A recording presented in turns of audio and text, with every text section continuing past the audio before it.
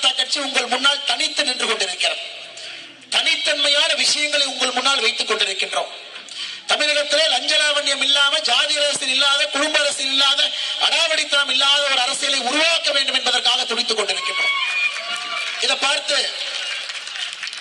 பார்த்து ஒரு பங்காளி கட்சி என்னை பார்த்து சொல்றாங்க. ஒரு பங்காளி கட்சி சொல்றாரு, இந்த அண்ணாமலை லேகிய விற்கிற மாதிரி வித்துக்கிட்டு இருக்காருப்பான். நீங்களா டிவியில பார்த்திருப்பீங்க. அண்ணா, நான் லேகியம் தான் விற்கிறேன். நம்ம லேகியத்தை வாங்கி குடிச்சா குடும்பாட்சி இருக்காது, லஞ்ச லாவண்யம் இருக்காது, அடாவடித்தனம் இருக்காது, நம்முடைய லேகியத்துல ஊழல் செய்யணும் இருக்காது, தரையில தவற மாட்டீங்க, நின்று கொண்டு நேர்மையாக ஆட்சி செய்வீர்கள் நம்முடைய லேகியத்தை வாங்கி குடிச்சா. ஆம், நான் லேகியம் தான் விற்கின்றேன். பங்காளி கட்சிகளை ஒழிக்க வேண்டும் என்கின்ற லேகியத்தை வித்துக் கொண்டிருக்கின்றேன். தமிழக மக்கள்ல 195 தொகுதிகளாக அந்த லேகியத்தை வித்துக் கொண்டிருக்கின்றேன். ஐயா, நேரம் வந்துருச்சுங்க. அதை பத்தி